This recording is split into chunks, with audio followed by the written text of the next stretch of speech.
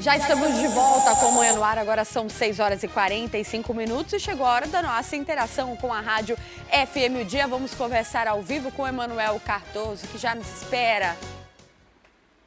Bom dia, Emanuel Cardoso, tudo bom? Tudo bem, Carol. Bom dia para você. Tudo bom. Emanuel, olha só, ontem nós falamos por aqui, né, da visita de Wilson Lima a Brasília. O governador fez uma série de reuniões, inclusive registrou tudinho lá nas redes sociais para quem quisesse acompanhar.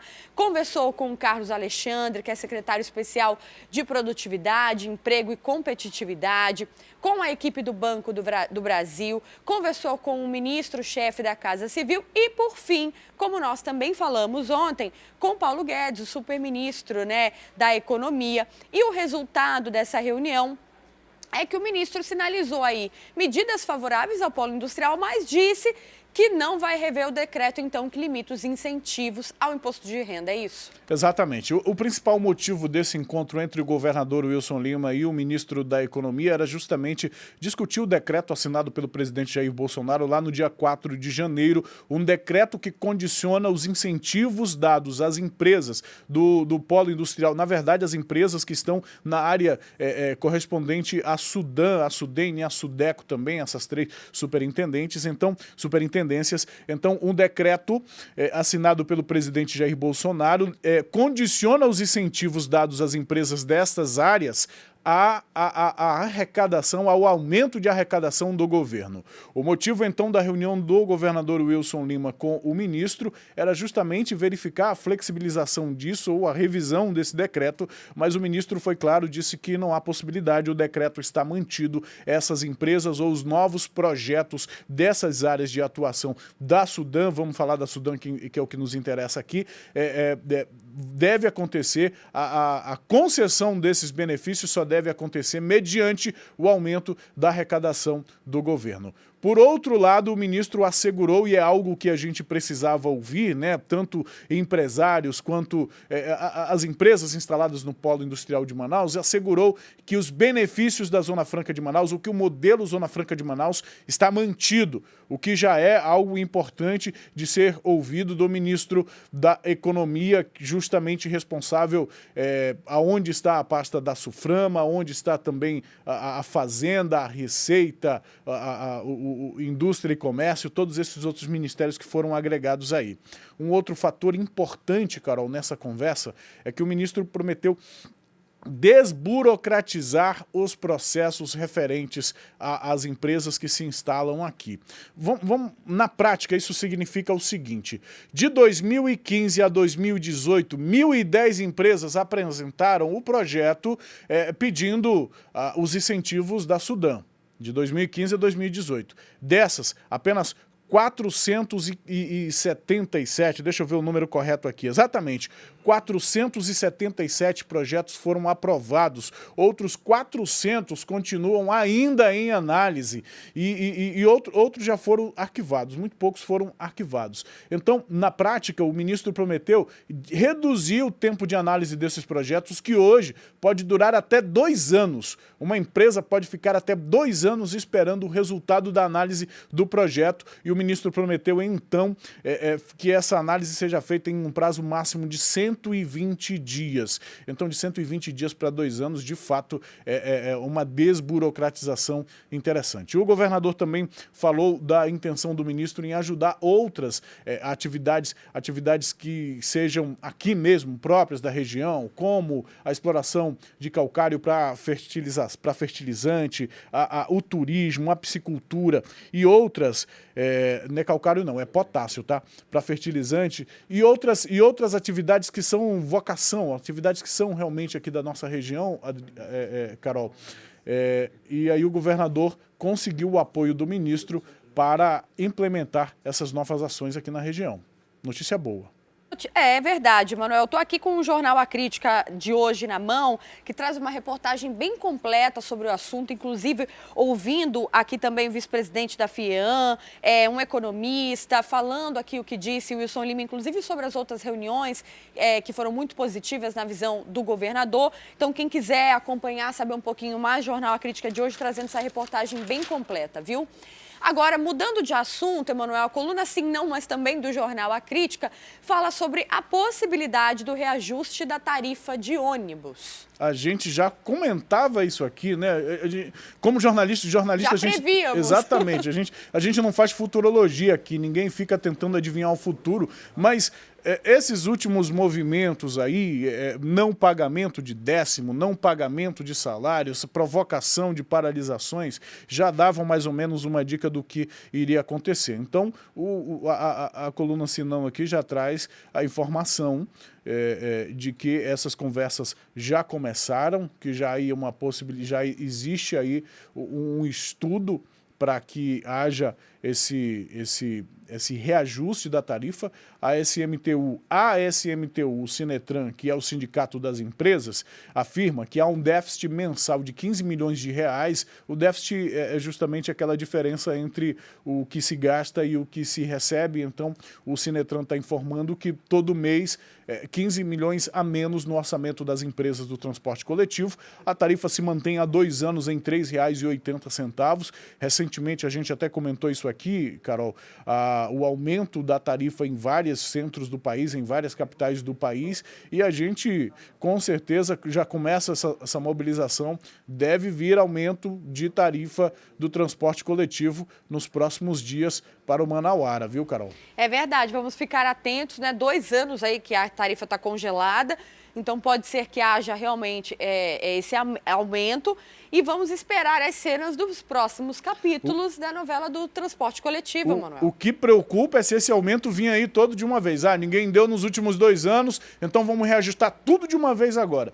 E isso preocupa, viu? Exatamente, preocupa e muito, né? E como a gente já falou aqui outras vezes, principalmente porque deve aumentar, mas a qualidade do serviço provavelmente continuará a mesma. Obrigada, Emanuel, pelas informações. Bom dia para você e amanhã a gente se encontra, viu? Muito bom dia, Carol, e até amanhã. Até. Olha, sabe todos aqueles cabos telefônicos que costumam ser roubados? Hidrantes de combate a incêndios também, e até mesmo aquelas placas de cemitérios? Pois é, a Receita Federal apreendeu 3 containers cheios de materiais desse tipo, viu? Que provavelmente são decorrentes de roubos em Manaus. E todo esse material estava prestes a ser encaminhado para a China como sucata.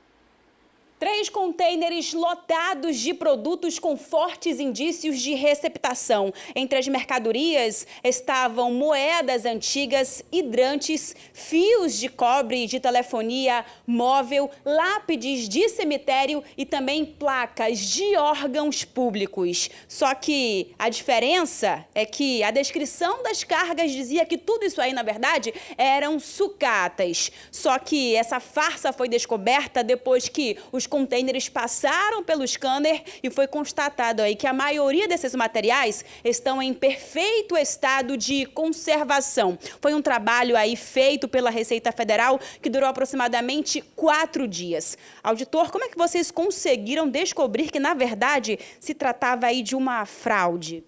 Neste final de semana, a gente desencadeou uma operação relacionada à sucata, a carga que tinha descrição como sucata. Então, a gente fez um levantamento de tudo que estava armazenado nos terminais e solicitou que todas essas cargas passassem no scanner. Então, a gente fez um batimento entre as imagens dos scanners e o que havia como descrição, a nota fiscal. E quando a gente encontrava divergência que levantava uma suspeita um pouco maior, a gente solicitava que esse container fosse separado e a gente pedia para desovar o container, ou seja, para colocar a carga para fora para que a gente fizesse uma verificação minuciosa. O cobre, hoje em dia, tem um valor muito alto no mercado e é justamente isso que desperta aí o interesse tanto dos donos das sucatarias quanto também dos criminosos. Sim, o que nos preocupa é o fato de que esses pequenos delitos eles só acontecem porque há quem compra. Então, quando uma grande empresa, principalmente exportadora, que teoricamente deveria ter a responsabilidade social de saber o que está adquirindo, adquire produto de furto, ou então diz adquirir uma mercadoria sem saber sua origem, ela está, de certa forma, incentivando o crime, incentivando esses pequenos delitos que são de grande perniciosidade para a nossa sociedade. Então, imagina você chega num prédio, o prédio começa a pegar fogo e vai precisar do hidrante, vai precisar da mangueira de incêndio e a mangueira de incêndio está violada porque houve um furto. E isso acontece muito, não só em Manaus, mas em todas as capitais do Brasil. Também chamou a atenção da equipe da Receita Federal foi uma carga de gás muito grande que estava colocando em risco ali a vida das pessoas que passam todos os dias pelos portos aduaneiros. Enfim, explica para a gente, auditor, em relação a essa carga de gás, né, inflamável, tóxica, não estava descrito ali que esse material, enfim, trazia risco para todo mundo que passava por ali. Um dos contêineres havia a descrição simples e puramente sucata. No entanto, quando a equipe da Receita, os auditores da Receita abriram o contêiner, imediatamente saiu o cheiro, né, o cheiro do GLP, do gás de cozinha, podendo colocar em risco, inclusive, a vida das pessoas que estavam ali. Então, aquele contêiner poderia ter colocado em risco a nossa operação, poderia ter colocado, se não tivesse sido identificado, poderia ter colocado em risco o navio onde ele seria transportado. Então, em relação a isso também, o IBAMA já foi notificado,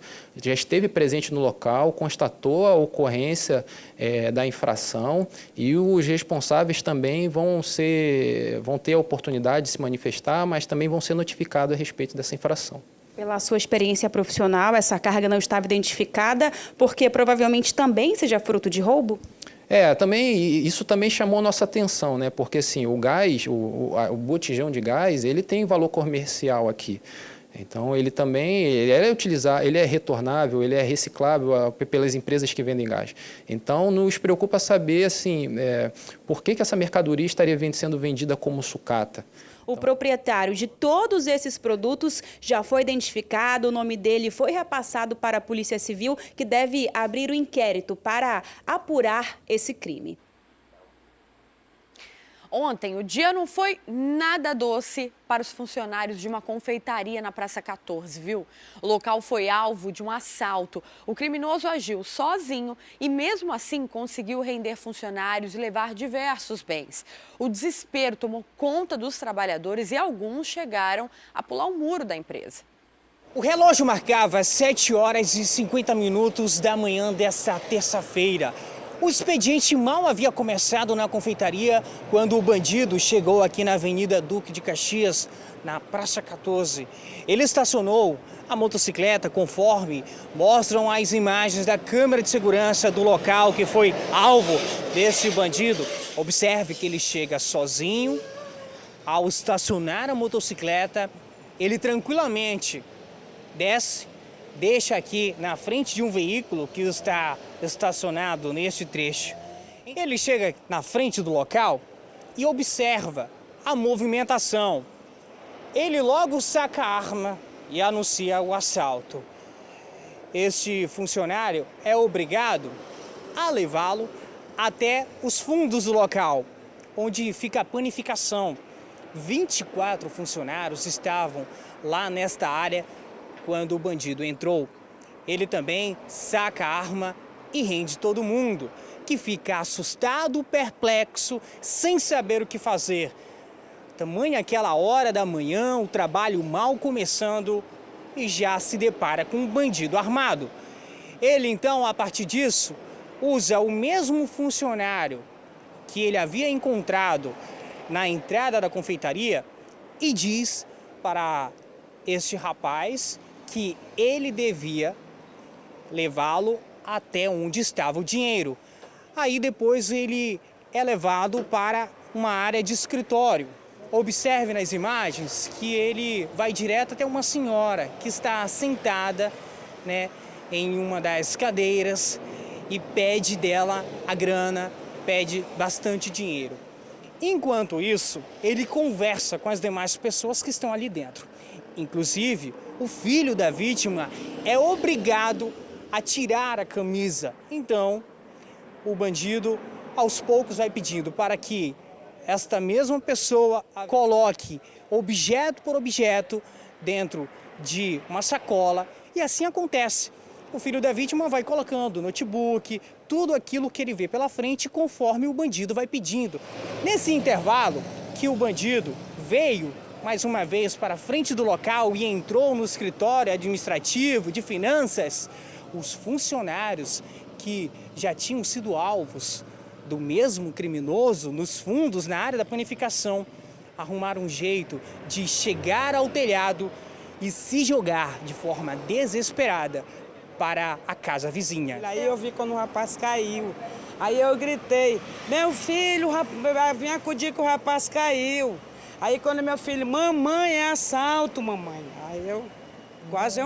E quantos pularam para o seu quintal? 2 rapazes, 2 funcionários. Pularam para o seu quintal? Pularam. A senhora chegou a conversar com eles? Sim, eu acudi socorri um deles. O que ele falava?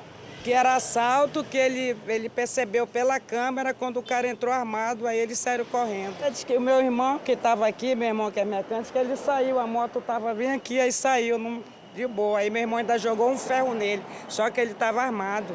Enquanto essas pessoas tentavam se salvar da mira do criminoso, ele continuava a aterrorizar os outros funcionários que estavam na parte da frente. E aí é quando ele também consegue tirar os anéis, as joias de uma forma geral, os celulares. E aí sim, depois disso, ele pega o produto do roubo e foge na mesma motocicleta que ele havia chegado. Uma confeitaria que já funciona aqui há aproximadamente 5 anos, nunca tinha passado por uma circunstância dessa, por um roubo. Daí o motivo das pessoas estarem tão assustadas. Então a primeira SICOM tem essas imagens, agora o caso será repassado pela Polícia Civil, que vai dar prosseguimento a essas investigações para tentar identificar este bandido. Você lembra do caso de um personal trainer que foi morto dentro do próprio carro em um semáforo na Cachoeirinha? Pois é, a polícia divulgou imagens de câmeras de segurança que mostram o momento do crime e pede agora ajuda para encontrar o assassino. O crime aconteceu no dia 7 de novembro, em Pixuna, no bairro Cachoeirinha. Dario Santos Guedes, de 36 anos, parou em um semáforo quando um homem em uma moto se aproximou do veículo e efetuou os disparos de arma de fogo. Agora a polícia investiga o caso. Já se tem alguma informação, uma motivação desse crime? Não, nós estamos trabalhando há aproximadamente 2 meses e pouco nesse caso. É um caso de difícil elucidação, por isso a gente está pedindo o apoio da população. Na verdade, nós identificamos as imagens em que o motoqueiro chega no momento da execução. Temos outras imagens em que mostra ele nas proximidades da academia, de onde o personal tinha acabado de sair, poucos minutos antes de ser vítima do homicídio. E agora estamos divulgando essas imagens para a imprensa, para ver se a população ou a própria imprensa nos ajuda a identificar esse suposto autor desse homicídio, para que possamos prendê-lo e levar ele à justiça. Agora o Dario era personal, então ele conhecia muitas pessoas, né? Ele trabalhava com muitas pessoas. Será que é possível que uma dessas pessoas conhecia ele, teria algum problema com ele? Sim, tem, como eu já falei anteriormente, diversas linhas de investigação. Entre uma delas é exatamente isso. Ele, devido ao fato de ser um professor de educação física, tinha um porte avantajado. Ele algumas vezes acabou se envolvendo em algumas brigas. Estamos trabalhando também nessa linha de investigação, mas acreditamos que com a divulgação das imagens a população irá ajudar a polícia e logo iremos chegar à identificação do executor, para que possamos identificá-lo e prendê-lo. A gente tem essas imagens, inclusive, que mostram o momento em que Dario é executado ali na rua Ipixuna. As câmeras que ficam ali no local registraram a moto passando e se aproximando do veículo de Dario. Essas imagens, né, podem ajudar a encontrar esse assassino. Como as pessoas podem entrar em contato, se souberem de alguma informação? Nós temos o número da Secretaria de Segurança, Disque Denúncia, que é 181, e temos 2 números aqui da delegacia, que é o 3636-2874, 3636-2874 e o 3681-5725. A pessoa que puder ligar e passar qualquer tipo de informação, sua identidade será mantida em sigilo e poderá ficar despreocupada que as informações serão analisadas e posteriormente daremos resposta com relação a esse caso.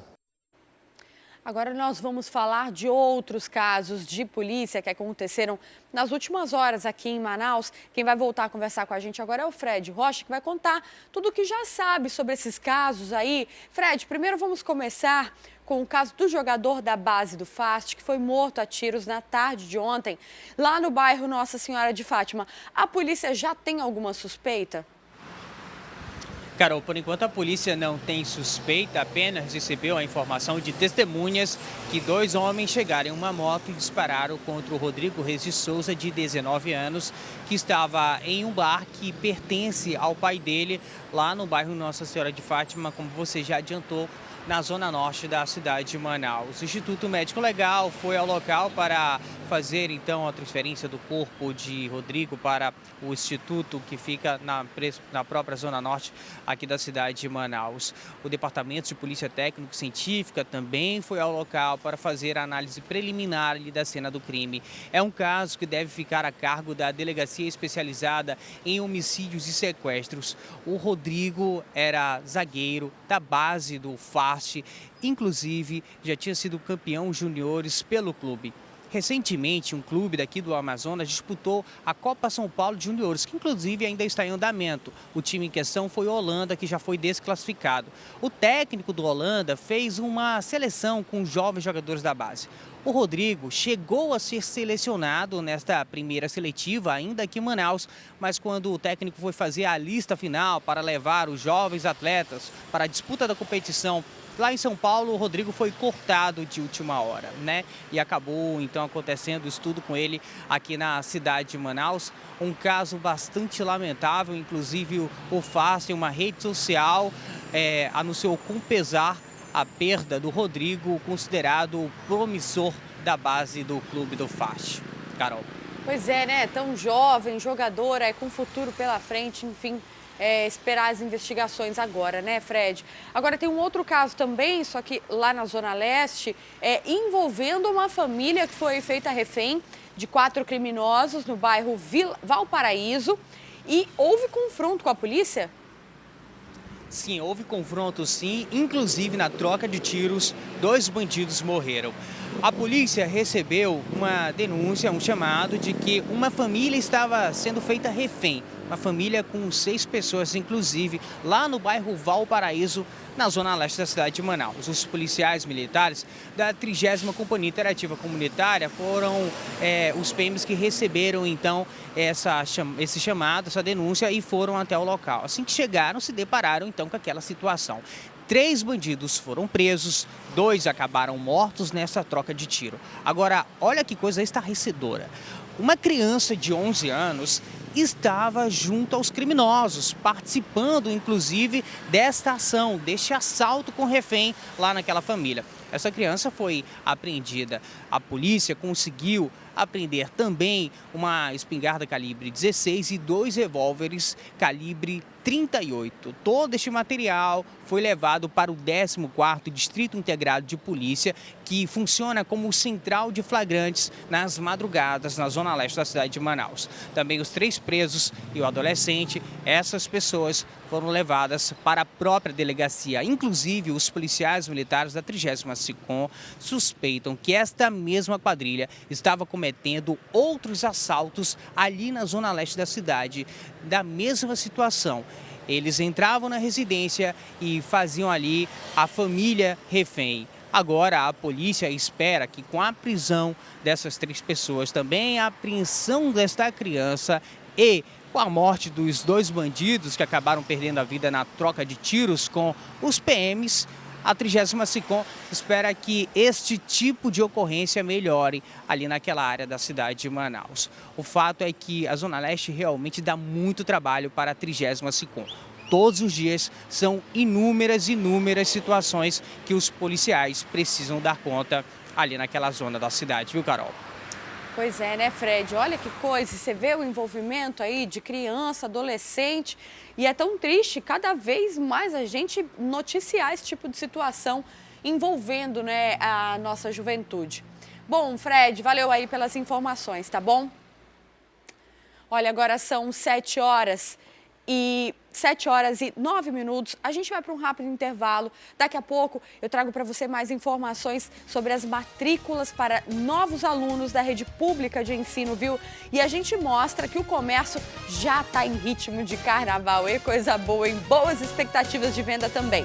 Eu volto já já.